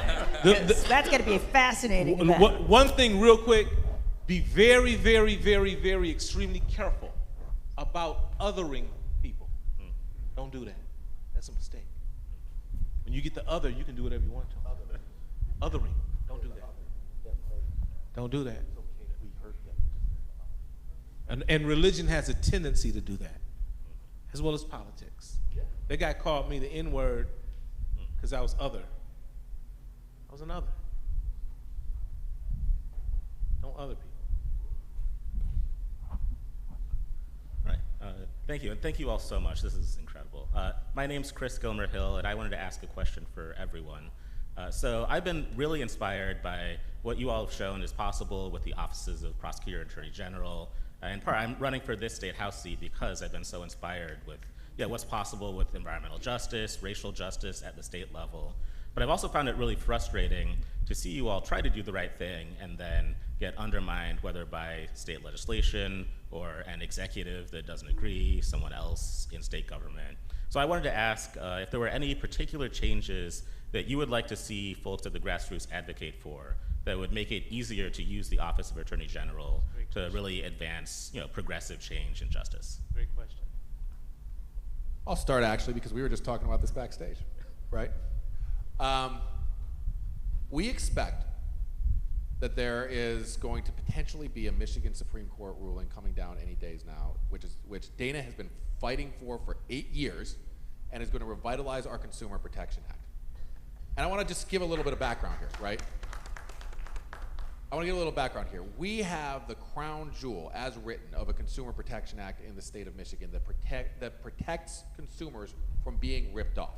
It means that when a storm hits, right, or there's a natural disaster, they can't price gouge you. They can't jack prices up on you.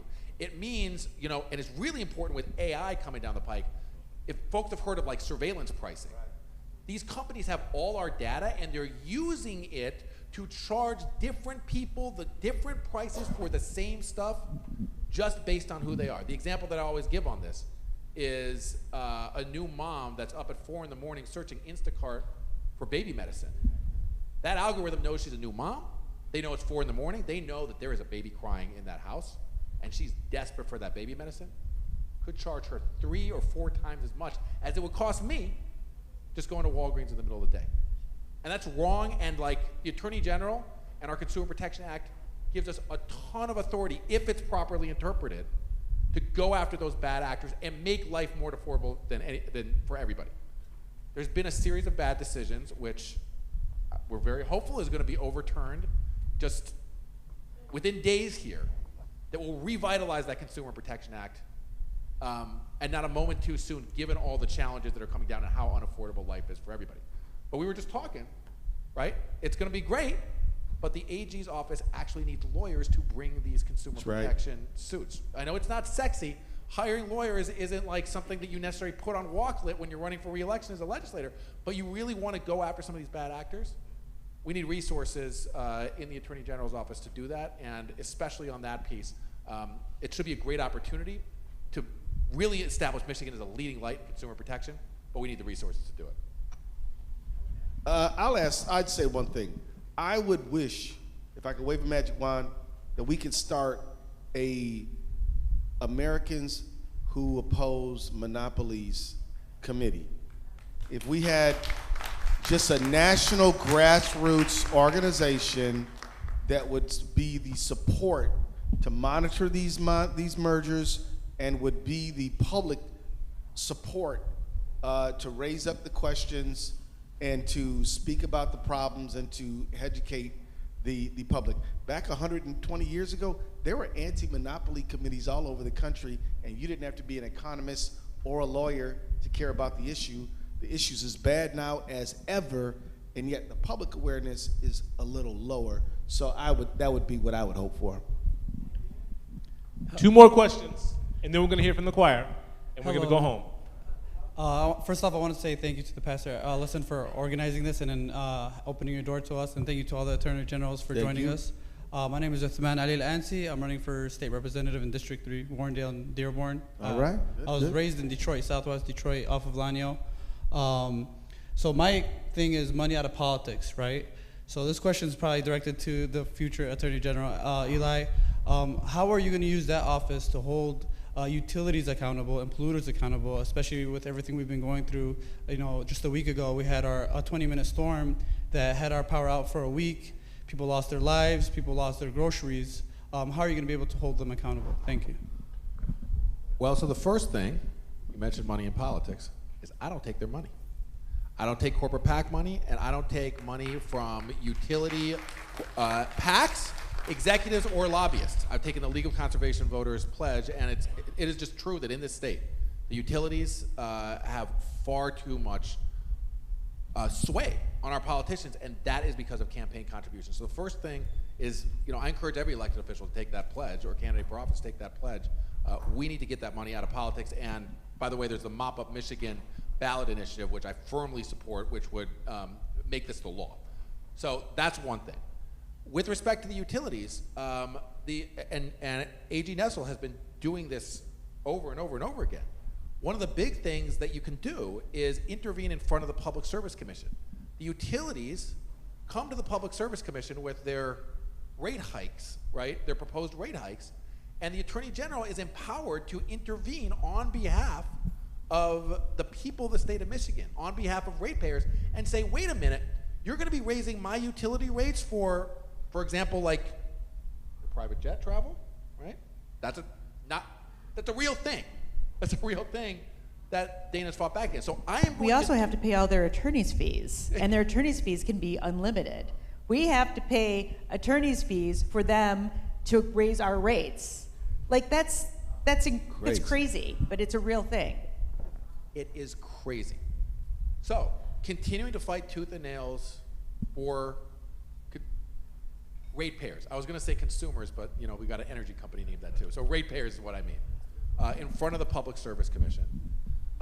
There's other things going on right now, like that is both polluting our air and also raising our rates, like the fact that over on the west side of the state, the J.B. Campbell power plant, right, an old, ancient coal-fired power plant that Consumers Energy itself says this is inefficient, we want to shut it down, but the Trump administration has started a fake energy emergency, declared a fake energy emergency, and is literally forcing Consumers Energy to keep an inefficient power plant open, which, by the way, we've all been breathing particulate matter for the last couple of days. That's what coal-fired power plants are spewing out day in and day out. They cause asthma, they cause leukemia, and again, they're raising all of our utility rates. The AG is the one position that's empowered to be the defender of our natural resources, and I promise I'm going to do that as well, but again, it just starts by not taking their money. And I've sued them. I think we should note the Trump administration for having that plant stay online, which was supposed to be decommissioned over a year ago.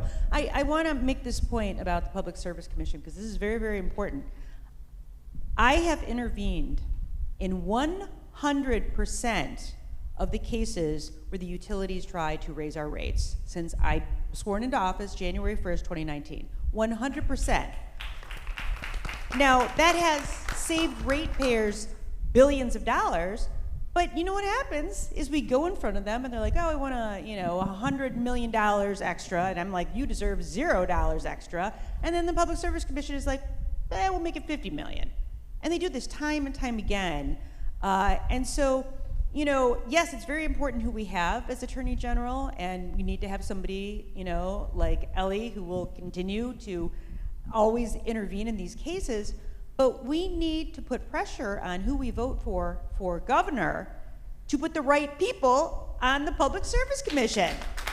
And there are 3 people, and they are in staggered terms, but they are all appointed by the governor. They cannot be people who are being cycled in and out from DTE or Consumers Energy. They have to be independent-minded, and they have to be fair, and they have to give a damn about ratepayers. Awesome, thank you for the answer, and I've also taken the pledge as well. So, money out of politics. What's your name? What's your name? Uthman Ali. Okay. Last question. The youth. Hi, my name is Ayan. A few things about me. Number one, I'm a student. Number two, I'm Muslim. And number three, yesterday I voted absentee just because I felt like it.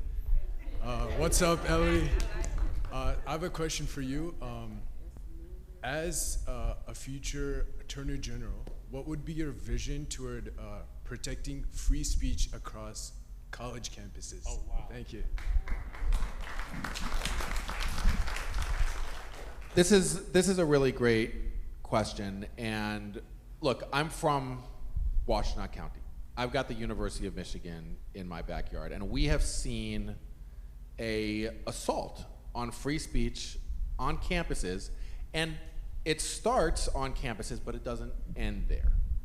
And one of the things that we're seeing out of the Trump administration is, under the guise of combating anti-Semitism, they are attempting to cut funding to universities who are, in their view, insufficiently harsh on pro-Palestinian protesters. That is such nonsense, and it's really actually deeply offensive to me personally, because like I'm Jewish, my dad is a professor at the University of Michigan, so you're literally gonna cut funding for people like my dad who are Jewish academics, right, under the guise of like, well, you're not doing enough to combat anti-Semitism. It is nonsense.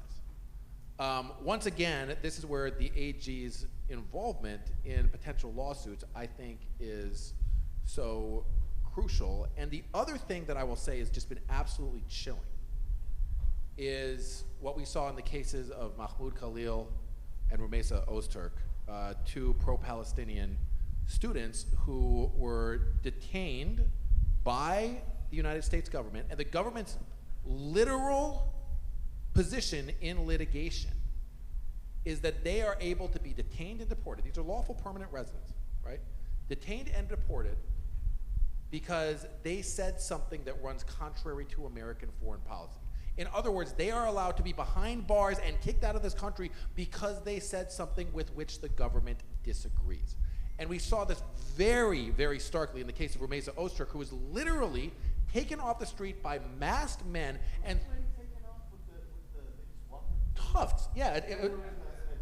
Yeah, and they threw her in a van. You know what she did? It's because she wrote an op-ed in the student newspaper. Like, literally, this is the government's position. You wrote this op-ed, we disagree with it, get in the van, go behind bars. If that legal argument is ultimately upheld by, God forbid, our United States Supreme Court, I don't think that it is an exaggeration to say that we have lost the First Amendment in this country. Because to be able to hold somebody, to imprison somebody because the government doesn't like what they said, I want to play this forward. That means that if you criticize Trump's tariffs, right, you could be detained or deported. And by the way, I tell this to my Republican friends too, you don't want this precedent either. Because imagine whatever radical leftist Democrat you think, is going to be elected president, what if they say anybody who challenges the orthodoxy, the scientific orthodoxy on climate change can be detained and deported, right? Because that's foreign policy too. We want to be in the Paris Accords. It gives the government far too much power to be able to pick and choose the speech that they don't like and then punish you for it. So it's chilling. And what I promise is this, like, I know that this is stuff that cuts not just to the core of the First Amendment, but it's our jobs when we're talking about these attacks on universities and free speech at universities. We're seeing this too, by the way, at the K-12 level too, right, where they're trying to dictate what can be taught and what history is real. And I'm gonna fight tooth and nail against that. I will be involved in every case, whether it's as a party or as amicus, which is, you say like this is the state's interest, and we believe in the First Amendment because it's our job, it's our research, it's the core of what our nation was founded on. I'll be fighting tooth and nail against that, and really, really, I just want to emphasize this. Like, you brought up the quote, the German poem, right? And one thing that I've said repeatedly is, it's such an impactful poem. First they came for the socialists, and I did not speak up because I'm not a socialist. Then they came for the trade unionists, and I did not speak up because I'm not a trade unionist. Then they came for the Jews, and I did not speak up because I'm not a Jew. And then they came for me, and there was nobody left to speak up. But the original German and I've always emphasized this, the original German, it doesn't start with the socialists. It says first they came for the communists, right? And we excerpt it and say first they came for the socialists to kind of sanitize the poem, because communists are like not popular a lot of the times, right? We don't like what communists say, but that is the whole point.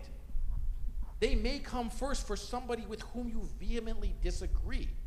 But if we don't stand for the First Amendment at that point and say, no, you cannot pick and choose what speech you like or you don't like, then it starts that rock rolling down the hill.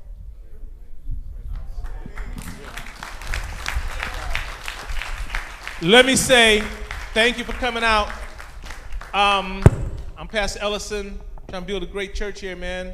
A church where everybody counts, everybody matters. And everybody means everybody.